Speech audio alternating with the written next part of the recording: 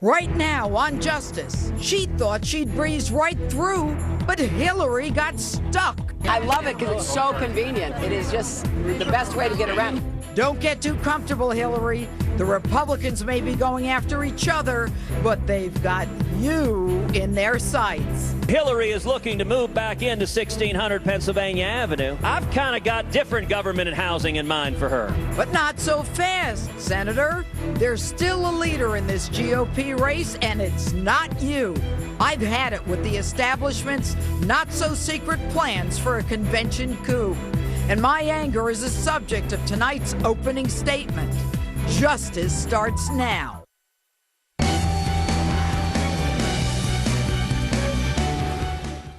Hello and welcome to Justice. I'm Judge Jeanine Pirro. Thanks for being with us tonight. Donald Trump will be joining me in a moment, but first, my opening statement.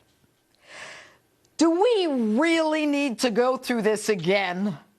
The Republican establishment, desperate to stop Trump and Cruz, still working to nullify our vote. If ever there were a time to not take away our vote, it's now, at a time when more people than ever are invested and voting. You want to keep your status quo, the one where one hand washes the other and we pay for the soap. Now, I've said this before, and the establishment is not listening. The lobbyists keep their offices on K Street. The pharmaceutical companies keep paying them. The unions keep adding to their pensions. And the lawmakers get their re-election bribes. Contributions. While we, the underclass, have to work 2 and 3 jobs, rack up a debt our children and grandchildren are going to have to pay for generations. This week, party heavies Reince Priebus and Karl Rove not directly answering questions and essentially admit they intend to both disrespect us and nullify our vote. Rove saying this. Donald Trump excites a lot of enthusiasm, but he also excites a lot of anger within the Republican Party and outside of the Republican Party, and a fresh face might be the thing that could give us a chance to turn this election and win in November against Hillary. Fresh face? You want a fresh face? Aren't you the guy who kept bringing us one Bush after another? And RNC Chair Priebus refuses to say whether the presidential nominee for Republicans will be one of the top vote getters, Trump or Cruz. He says the Republican nominee is going to be someone who is running. Now, what does that tell you? That the party chair is not willing to say the nominee will be one of the 2 top vote getters, the top 2 delegate winners. Instead, he quotes Rule 40, that a candidate needs the majority of 8 states. Okay, Trump has won far more. Then, after he pretty much continues to rule out Trump and Cruz, he says our nominee is going to be someone who is running. Now, if you rule out Trump and Cruz, unless the Republicans are looking to nominate Hillary or Bernie, he's signaling that John Kasich will be their nominee. The operative word, their nominee, not our nominee. But more important is Rule 42. It calls Rules 26 to 42 the standing rules. Standing as in temporary.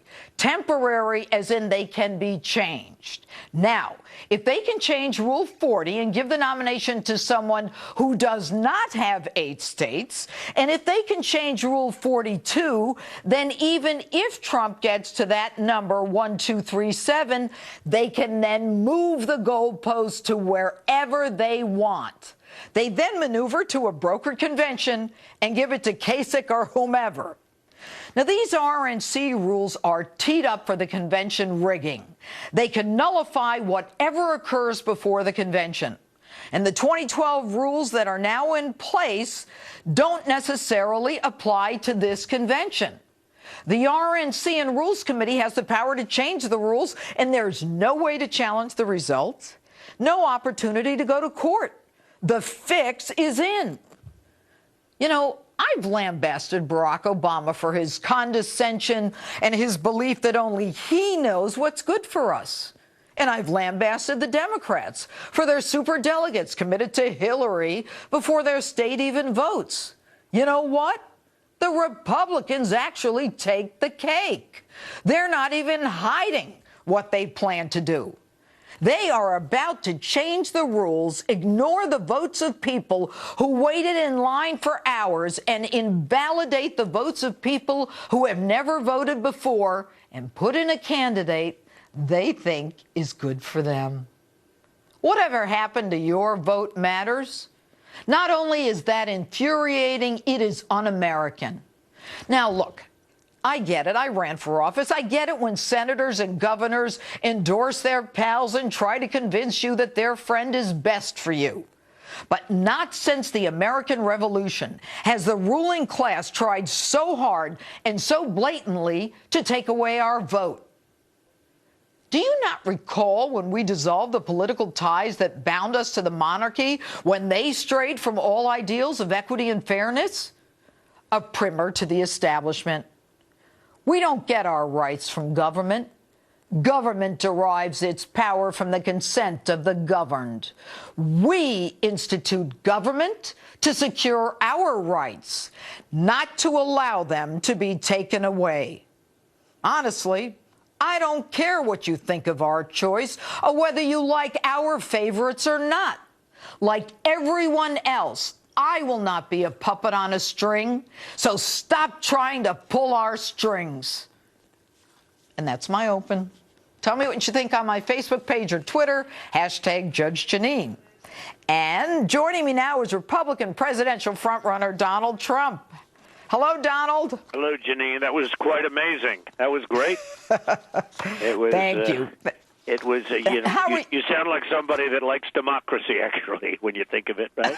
Good job. Well, yeah. I mean, that's how we were founded. Right. One man, That's one right. vote, that kind of thing. But let me ask you this, Donald. And we're so thrilled to have you on tonight. But I want to get right to it. Okay. Look. The handwriting is on the wall. They're not even being subtle about it. You hire Paul Manafort. This guy is a veteran of Republican convention floor fights.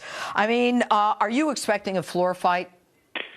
Well, we think we're going to get it in two ways. Number one, we think we'll get the 1237, and we feel pretty good about that. But you never know. I mean, it's certainly there's chances that you won't. But it looks like New York is doing great. I love the people of New York, and they seem to like me based on all of the polls. But yeah, you have other places, and we'll see how it all comes out. Other places are also looking great. New Jersey's looking phenomenal.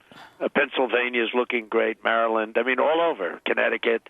But you just don't know how it's going to turn out, and it does seem to be a bias against. There's no question about it. I mean, what you're saying is, they're all very nice. They call and they say hello and how wonderful, but it's the world of Republican politics, and that can be somewhat deceiving. So we'll see what happens. I think we'll get it. The other thing, Jeanine, is we certainly will have the most votes by millions. We'll have the most votes, and we'll have the most delegates by hundreds. And if we don't get it, we're just going to be shy, and it seems awfully unfair to possibly take that away from someone when you're hundreds and hundreds of delegates, because by the time it's over, at a minimum, I'll be hundreds of delegates, ahead of Cruz. And millions of votes, well, let me ask you this. People don't know, but millions and millions of votes ahead of Cruz. Donald, let me ask you why it is that, there was a point when you only needed 56% going forward. And now with the results in Wisconsin and some today, although it's not affirmed, I mean, Cruz is moving. What's that about? Well, it's a very arcane system. I mean, I thought it was a system when I started. I've never done this before. I've been a politician for like 9 or 10 months. And, I was winning the states, and I do win. I guess I have 22 states to perhaps 9 or 10 or something like that. And I've been winning, by all the votes. I mean, the votes are like by millions over. And yet they go in like Louisiana. I'll give you an example. Louisiana, I win Louisiana in the vote. Everybody says, great, great, great. Television's on. Everybody's happy. And then because of some underhanded or whatever you want to say, rules, arcane rules, the one that lost gets some more delegates than the one who won. Now, you tell me, is that fair? Now, forgetting about the rules and regulations, how fair is that? And they have these things, and they have landmines all over the place. And I think it is unfair, and I think people are starting to realize that it's not going to happen. So we'll see what happens. We're going to have hundreds of delegates more, and we're going to have millions of votes more.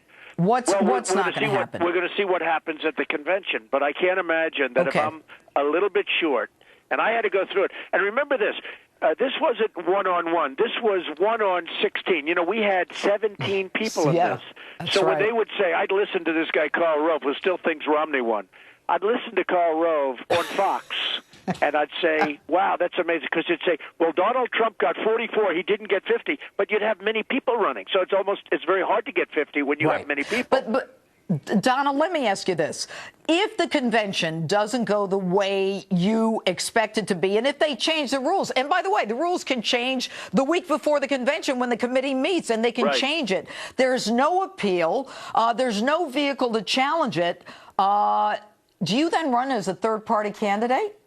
Well, I have to see what happens, and I have to see what happens in terms of the people that I have that are so loyal, that tired of being ripped off. Right. You know, they've got 17 years without an effective pay raise.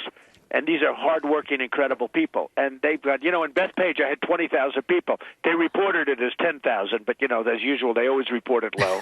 We had probably had 21,000 people. Thousands, unfortunately, were unable to get into this massive hangar, this massive building.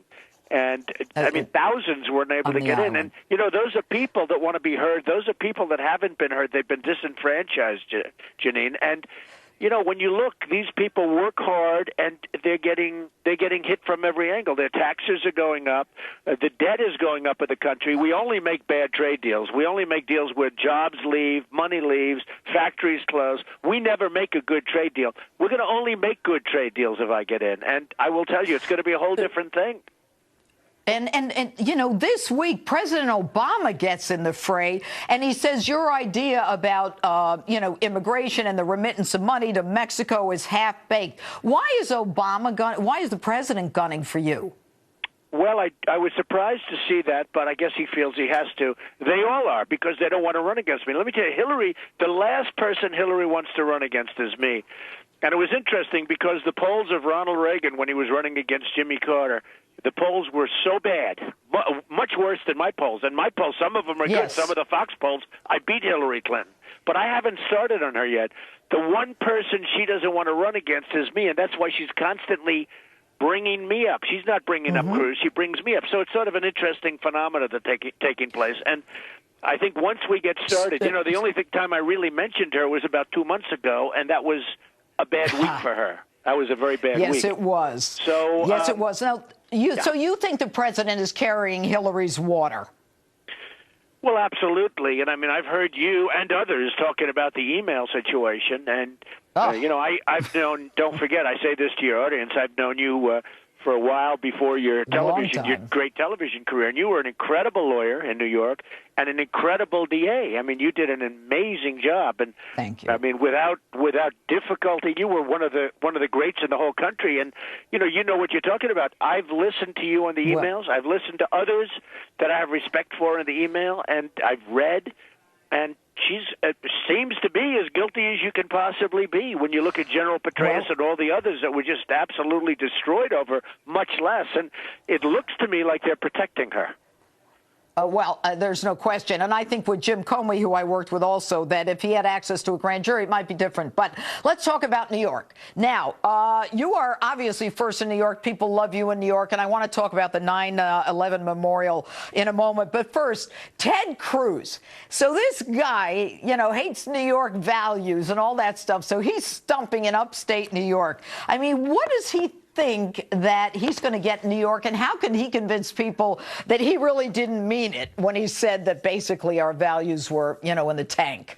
Well, I just saw the recent poll. He's actually in third place in New York now. And, you know, when he talked about New York values during the debate, and that's when I defended New York and talked about the great firefighters and policemen that went up through the World Trade Center, knowing there was a real possibility that was going to be it, but they had to do it. These were incredible people. I saw it today because I went down to the September 11th museum, which is an incredible place, actually.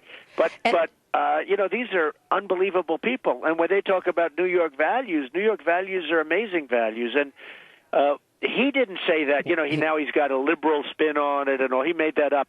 When you look at his face during the debate, he was talking of New York values as though he hates New Yorkers, which is his real feeling. And if he ever got in, he would give nothing to New York. He would never help New York. You know, you always need help. I mean, places, states, cities, I mean, they need help. They need help from the federal government. They need all sorts of money for all sorts of projects. He will never give anything to New York. He has hatred for New York, and you could see it the way he expressed. And it wasn't even the fact that he talked about New York values. It was the way he said it, the tone and the expression. And I just don't think the New Yorkers are going to fall for it. Well, you know, he voted against any funding for Superstorm Sandy relief and the medical benefits for the emergency workers that were sickened at Ground Zero. I mean, you know, there is a history there. And I only bring it up because as a New Yorker, I mean, I was in the city that day on 9/11. But I want to talk about, just for a moment, you and Melania went to the memorial today. You made a huge contribution to the memorial. Why did you do that today? I just felt like doing it because I heard him disparaging New York, and I just thought it would be the thing to do. And I've seen it earlier when it was under very early construction, and I wanted to see how it came out. They've done an amazing job. They've done an incredible job down there. And, you know, the whole group of people, they're so dedicated. They took me for a tour. Wow. And they're so dedicated. It's an incredible thing to see, and people should go see it. It is. And the check, I understand, was $100,000. But before I let you go, you, Melania, and now Ivanka, all coming together as a family before the American people. I mean, how is it that your kids are so invested in your campaign? It's almost as though, I mean, Ivanka just had a baby. Right. And, I mean, it's an incredible story. Your family, close and all for one. Well, I have wonderful children, absolutely. And I have just a wonderful family, wonderful wife. And, you know, they see what's going on, and they understand that I do a really good job. I mean, you know, I talked about NATO. Yes, you do. I talk about different things. NATO it's costing this country a fortune. We can't afford this, and other people have to pay. We're carrying it, and we just can't continue to do it. And now it's all turning out that I was right, and now all the geniuses that study NATO every day of their lives are saying, you know, Trump is right. And, you know, you have they just have, there's no common sense, there's no heart, there's no business, there's no nothing in this country. Everything we do is lose. We never win anymore, Jeanine, and we're going to start winning. Donald, the people who believe in you are rabid. And I want to thank you, Donald Trump, for being with us this evening, and much luck to you. Thanks so much. Thank you very much, Jeanine. I appreciate it. All right. Thank you. And Ted Cruz isn't going away, and this week is on somewhat of a winning streak of his own. Cruz Communications Director Alice Stewart is standing by live to answer my questions about the race, the New York primary, and just what could happen at the convention next. Plus, what is all this Rule 40 talk really about? I'll go one-on-one with the spokesperson for the Republican National Committee about all the craziness that could go down in Cleveland when the GOP nominates a candidate. Justice rolls on.